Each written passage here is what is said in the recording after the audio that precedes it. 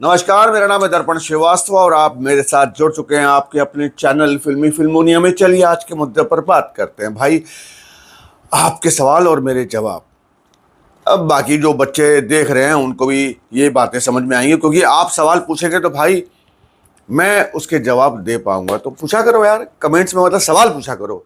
Sir मैं आपका fan हूँ सर, ये वो ऐसा नहीं है, सवाल पूछो एकदम भौकाल तरीके से और मैं जवाब दूंगा भौकाल तरीके से। सवाल है कि सर फेस पर मार्क हो तो क्या एक्टर बन सकते हैं क्या?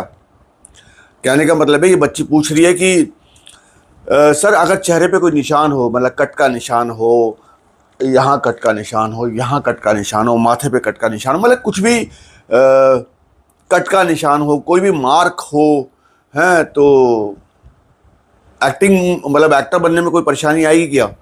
भाई मैं इसका सबसे बढ़िया आपको जवाब देता हूँ कि एक आर्टिस्ट हैं जिनका नाम है मिताली नाग। मिताली नाग अभी गुम है किसी के प्यार में, उसमें पहले सीजन में वो थी। और अफसर बिटिया एक शो था, वो उसकी लीड थी और उस शो में मैंने भी काम किया था। मैंने किया था चवन्नी चौबे और वो मेन लीड थी वो।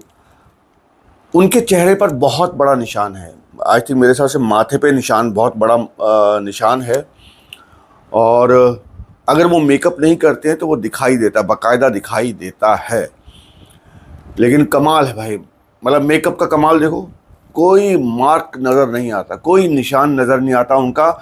और उन्होंने कितने सारे एपिसोड्स किए, कितने सारे शोज़ कर लिए हैं। तो भाई ये कोई भी बच्चा या कोई भी बच्ची, कोई भी लड़का, कोई भी लड़की, कोई भी आर्टिस्ट जो बनना चाहता है वो ये देख रहा हो तो प्लीज़ इस बात को समझो, ये सब मत सोचो, ये हीन भावना मत लाओ कि मेरे चेहरे पे निशान है कोई, या मेरे चेहरे पे कोई कट का निशान है। ये सब बेईमानी हो जाता है, सब बेकार हो जाता है अगर आपके पास एक चीज़ है, टैलेंट। अगर आपके पास एक्टिंग का टैलेंट है, अगर आपके पास अभिनय की प्रतिभा है तो भाई ये मार्क वार्क कुछ नहीं, काम मिलेगा एकदम भौकाल तरीके से भाई, काम मिलेगा। टैटू है अभी, जैसे कितने सारे टैटू है मेरे, ये देखो टैटू है, ये वाला टैटू है, कहाँ पे, ये वाला टैटू है, दिख रहा है, ये टैटू है। तो बच्चे पूछते हैं कि सर टैटू है तो क्या काम मिलने में मुश्किल होता है? देखो एक बात तो है, ज़्यादा टैटू होंगे तो भाई उनको छुपाना बड़ा मुश्किल हो जाता है। मान लो फॉर एग्जांपल, अगर आप किसी सीधे साधे पिता का रोल कर रहे हैं, सीधा साधा गरीब, तो भाई वो टैटू वैटू तो बनाएगा नहीं। तो क्या होगा, ज़्यादा होंगे तो भाई छुपाने में बड़ी तकलीफ होती है। जैसे मैं शो करा था यीशु में मैं हेरोड बना था, तो बड़ी दिक्कत होती थी ये माँ जो मेरे टैटू हैं छुपाने के लिए, लेकिन छुप जाता था। क्योंकि धन्य है हमारे गुरु अरविंद बब्बल साहब, क्योंकि उनको लगता था कि शायद वो रोल मैं ही कर सकता हूँ, तो उन्होंने कहा कि भाई ये छुपाना पड़ेगा, तुम कैसे छुपाओ लेकिन रोल आप ही करो। तो ऐसा होता है, मुश्किल होती है। कोशिश ये करो कि अगर आप एक्टर हैं तो भाई ये टैटू वैटू इनसे थोड़ा दूर बचो, थोड़ा दूर रहो, मतलब कम हो, ज़्यादा ना हो, बिल्कुल टैटू बॉय ना बन जाओ, टैटू गर्ल ना बन जाओ।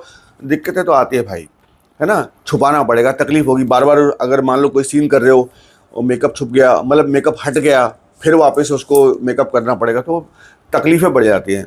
इस बात का ध्यान रखें। लेकिन ऐसा नहीं है कि भाई काम नहीं कर पाएंगे, हम तो कर रहे हैं भाई, हैं, ठीक है। अगला क्वेश्चन, सर एक्टिंग में शार्प नोज होना ज़रूरी है क्या? अब बताओ, ऐसे ऐसे सवाल करते हैं तो मेरे को हंसी आ जाती है। शार्प नोज अगर मेरी है, मेरी एकदम नोकीली नाक है, तो क्या मुझे काम मिलेगा? ज़रूरी है क्या? अबे भाई मेरी नाक तो पकौड़े जैसी है तो मैं काम नहीं कर रहा हूँ? मतलब जितने भी एक्टर्स हैं इस दुनिया में सबकी शार्प नोज है, मतलब ऐसे एकदम भौकाल। अबे क्या तीर चलाएगा उससे, हैं? भाई नाक होती है भाई, हैं? नोकीली नोक वाली नाक होगी तो क्या उसका किसी को पेट में घुसेगा क्या? हैं? ऐसी बातें करता है मेरे भाई, मेरे बच्चे। बेटा नोज, फिर वो मेरी आंखें छोटी हैं, मेरी नोज थोड़ी मोटी है, मैं गोल चेहरे का हूँ, मेरा चेहरा लंबा है। अरे भाई ये सब बेकार की बातें, इन पे ध्यान क्यों देते हो आप लोग? क्यों, क्या, किसने आपको ये ज्ञान भरा है भाई? सिर्फ और सिर्फ अपने अभिनय पे ध्यान दे भाई। ये सब चक्करों में मतलब किसने कहा है ये ज़रूरी है? नहीं है ज़रूरी भाई।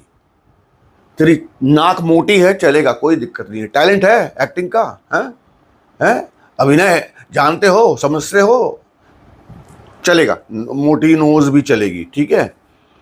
मोटी ऐसी ऐसी वाली नोज, ऐसी वाली नोज, ऐसी वाली नोज। नाक तेरी ऊंची हो, नीची हो, नोकीली हो, मोटी हो, पतली हो, कोई फर्क नहीं पड़ता भाई। टैलेंट पर ध्यान दे बस। और जो ये ज्ञान तेरे को बांटते ना कि ज़रूरी है, उनको बोलो भाई अपना काम करो, हमें अपना काम करने दो, समझे। अगला क्वेश्चन। सर मुझे एक बात का जानकारी लेना है, क्या हम इन बड़े प्रोडक्शन हाउस में जाके स्पॉट बॉय का काम मांगेंगे तो मिल जाएगा क्या? क्या हमें अंदर जाने देंगे क्या? Please tell me. बेटा ऐसा है कि स्पॉट बॉय का प्रोडक्शन हाउस में क्या काम? उसका काम होता है शूटिंग पर, है ना। तो अगर आपको स्पॉट बॉय का काम करना है तो प्रोडक्शन हाउस में ना जाते हुए ऐसी जगह जाओ जहाँ पे शूटिंग चल रही हो, और वहाँ पे जो मेन प्रोडक्शन जो संभालता है इंसान, प्रोडक्शन मैनेजर जो होता है, उससे जाके बात करो कि भाई मुझे स्पॉट बॉय का काम करना है। अव्वल तो कार्ड की ज़रूरत पड़ती है, बिना यूनियन के आप काम नहीं कर सकते स्पॉट बॉय का, क्योंकि यूनियन फिर जो बेचारे उन्होंने जिन्होंने पैसे भरे हैं, जो यूनियन के साथ जुड़े हुए हैं, उनका क्या होगा। लेकिन कई बार ट्रायल बेसिस पर ये जो प्रोडक्शन मैनेजर होते हैं वो स्पॉट बॉय का रख लेते हैं। अगर तुम्हारा काम अच्छा होता है तो वो रिक्वेस्ट करेंगे प्रोडक्शन हाउस से कि भाई ये लड़का अच्छा काम करता है, बढ़िया, इसका कार्ड वार्ड बनवा दो यार। तो ऐसे होता है। प्रोडक्शन हाउस में जाके कोई काम नहीं बनने वाला आपको स्पॉट बॉय का, समझ लो बात को। अरे भाई स्पॉट बॉय का काम तुम्हें मालूम है क्या होता है?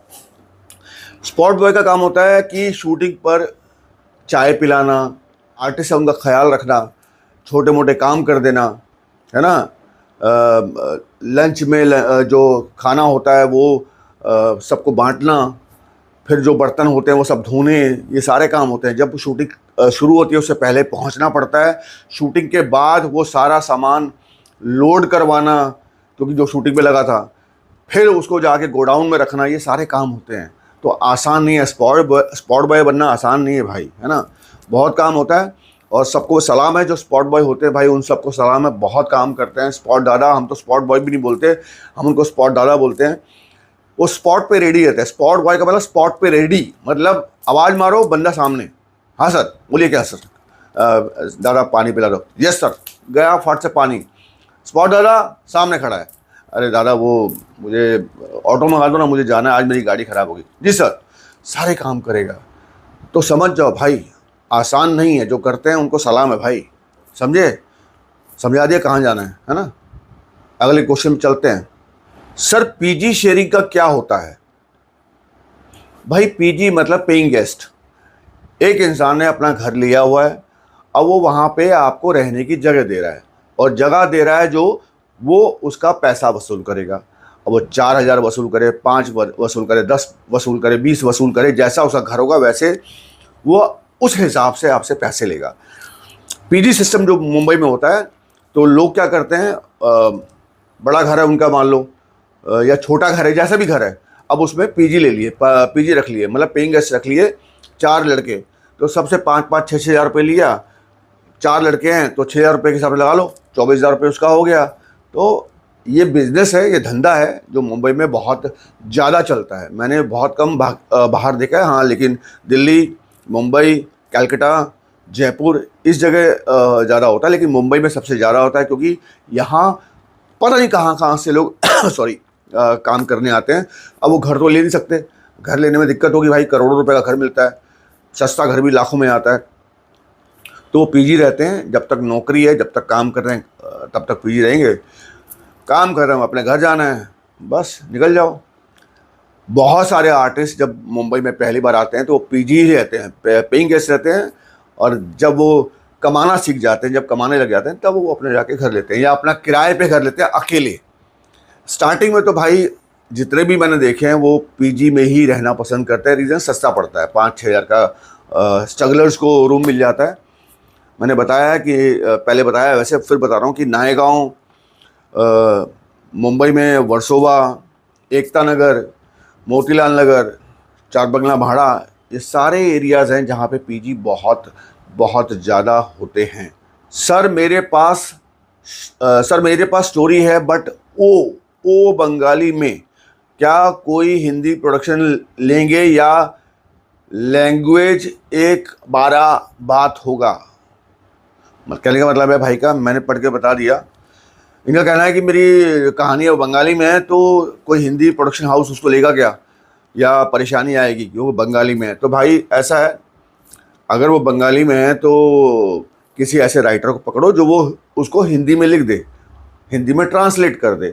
या आजकल बहुत सारे सॉफ्टवेयर हैं, आप अपनी बंगाली में गूगल ट्रांसलेट, आपको पता होगा, ऐसे बहुत सारे सॉफ्टवेयर हैं, आप अपनी भाषा में लिखा, उसको हिंदी में ट्रांसफ़र कर दिया, उसको इंग्लिश में ट्रांसफ़र कर दिया, किसी ढंग के इंसान को दिखा देना, वो छोटी मोटी जो गलतियाँ को वो सही कर देगा, आपकी चीज़ तैयार हो गई।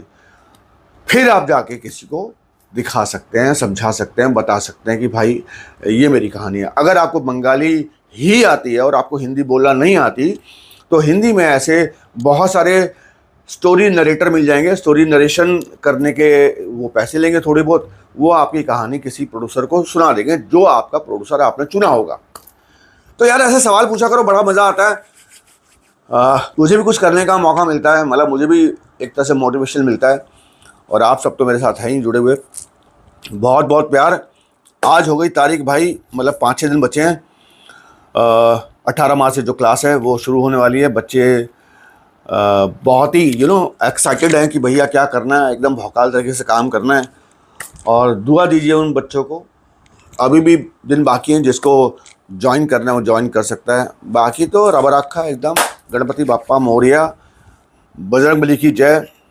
चलता हूँ। खांसी आ गई क्योंकि ये बोलने में टेंशन होती है मुझे। सब्सक्राइब कर दो, लाइक कर दो, शेयर कर दो, छोटी सी घंटी टन करके दबा दो यार। Love you.